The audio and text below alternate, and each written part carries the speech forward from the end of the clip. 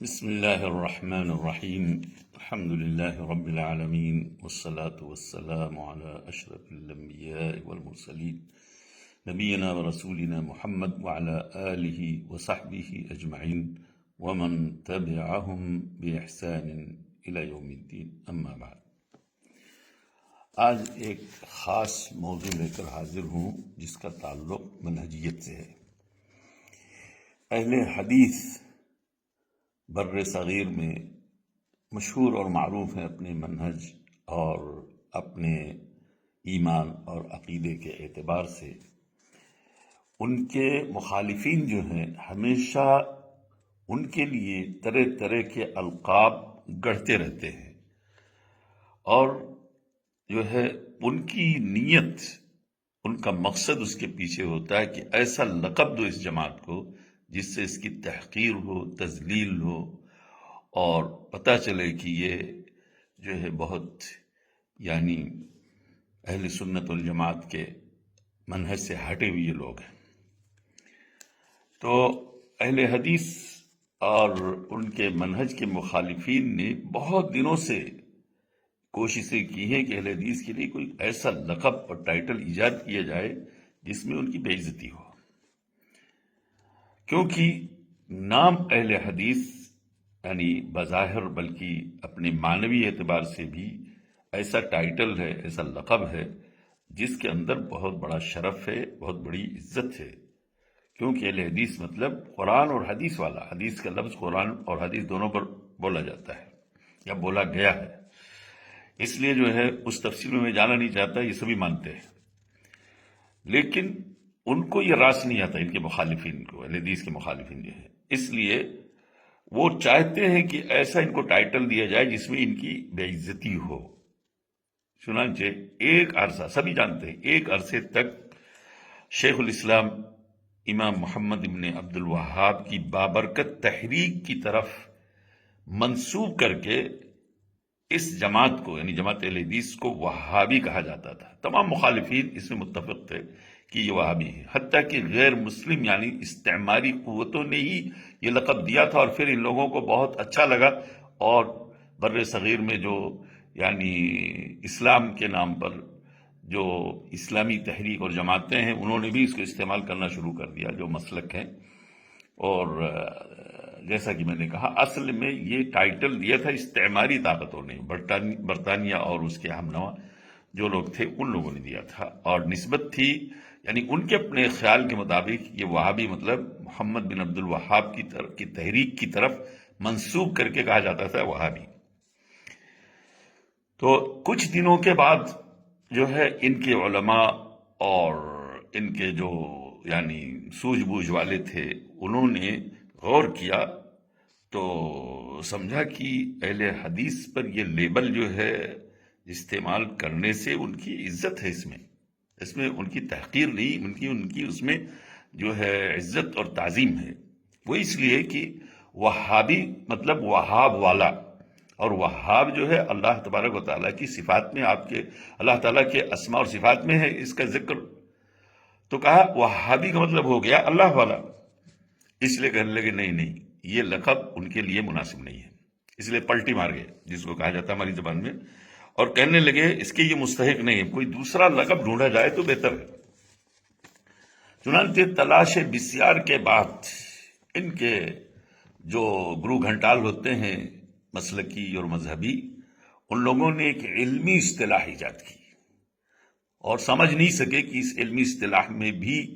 اہل حدیث کا شرف ہے اور ان کے لیے اس میں توقیر اور تعظیم ہے.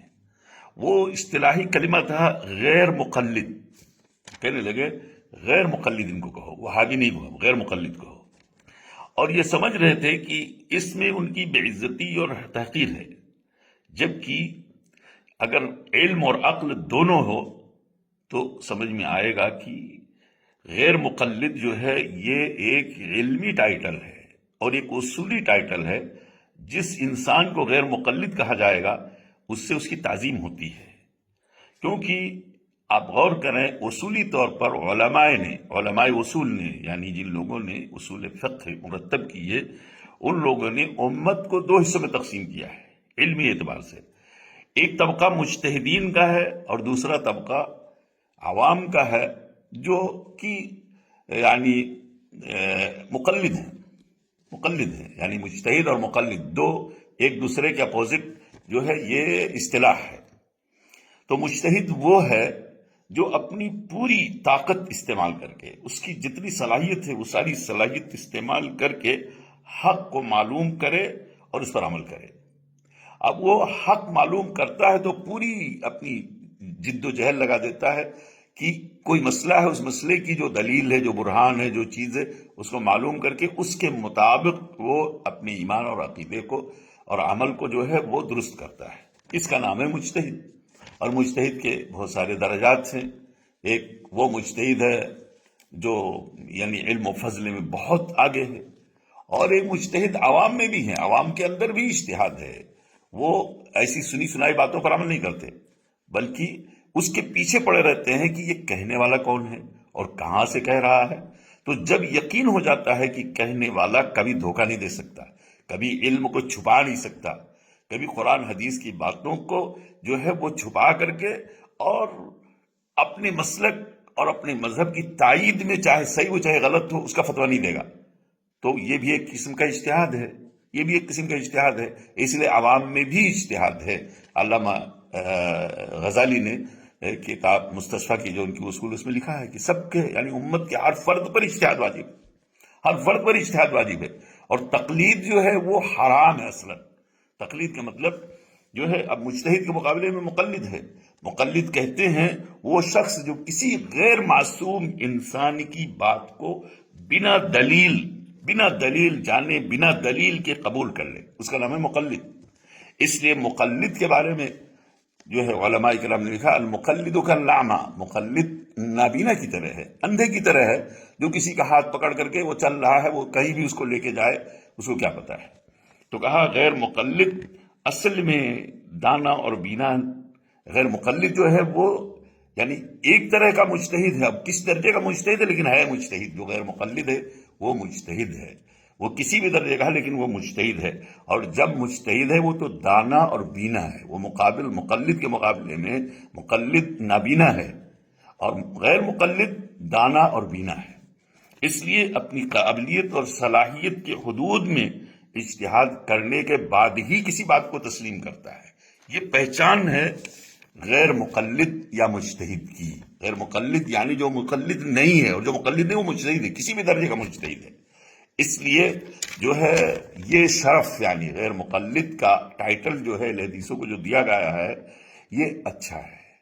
یہ بہتر ہے، اس میں ان کی تعظیم ہے، نہ کہ اس میں کوئی تحقیر ہے اس میں۔ اور مجھے یہ لگتا ہے کہ ایک دن آئے گا، ضرور وہ دن آئے گا، جب ان کی علماء فضلاء، ان کے جو اہل علم و بصیرت ہے، سر جوڑ کر بیٹھیں گے، تو جیسے وہابی کا ٹائٹل کہا اب ان کے اوپر نہیں استعمال کرو گے، اس میں ان کی تشریف اور تعظیم ہے، ایک دن آئے گا جب کہیں گے کہ نہیں غیر مقلد ان کو نہیں کہو، غیر مقلد کا مطلب ہوتا ہے مجتہد، اور کسی بھی درجے کا مجتہد، اس لیے یہ غیر مقلد کہے جانے کے بھی مستحق نہیں۔ پھر اس وقت کوئی اور ٹائٹل تلاش کریں گے، یہ وقت بتائے گا، لیکن ایک دن ضرور آئے گا، ایک دن ضرور آئے گا جب یہ جو ہے غیر مقلد کا ٹائٹل اہل حدیثوں پر نہیں استعمال کریں گے۔ اس لیے پھر ان کسی خرخسے میں مبتلا رہیں گے، یعنی ایک کے بعد ایک آتا جائے گا، اور جو ہے چونکہ عقل اور دلیل اور علم جو ہے یہ اس کو تسلیم ہی نہیں کرتے ہیں، اس کی روشنی میں کسی چیز میں یا کسی چیز کی حقیقت کو جاننے کے لیے نہ علم استعمال کیا جاتا ہے، نہ بصیرت استعمال کی جاتی ہے، نہ دلیل استعمال کی جاتی ہے، نہ برہان استعمال کی جاتی ہے،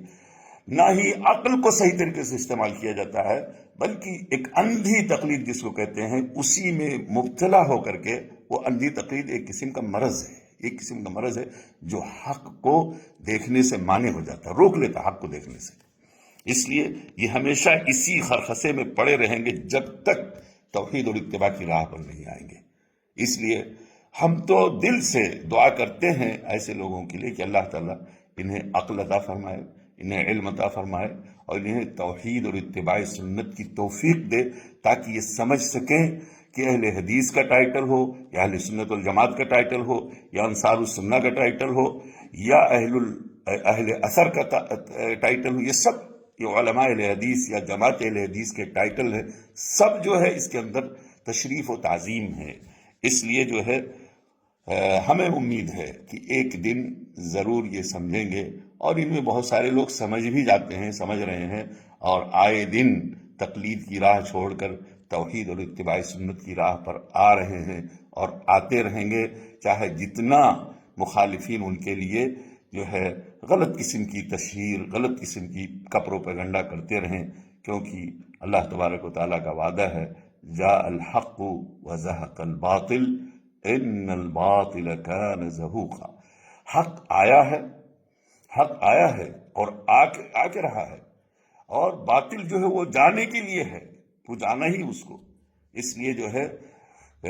ان الباطل کان زہوقا، کیونکہ باطل یقیناً جو مٹنے والی چیز ہے وہ ہمیشہ کے لیے نہیں رہنے والی چیز ہے۔ اس لیے جو ہے ہم اہل حدیث بالکل ہی جو ہے اس ٹائٹل سے ناخوش نہیں ہے۔ آپ کہو غیر مقلد کہو، اس میں ہمارے لیے شرف کی بات ہے، کیونکہ ہمیں مجتہد کہہ رہے ہو، دوسرے معنی میں جو ہے انڈائریکٹ آپ غیر مقلد کہہ کر کے ہم وہ مجتہد کہہ رہے ہو، اور مجتہد ہونا یہ تو شرف کی بات ہے۔ مجتہد ہونا، حق کے معلوم کرنے کے لیے اپنی جد و جہد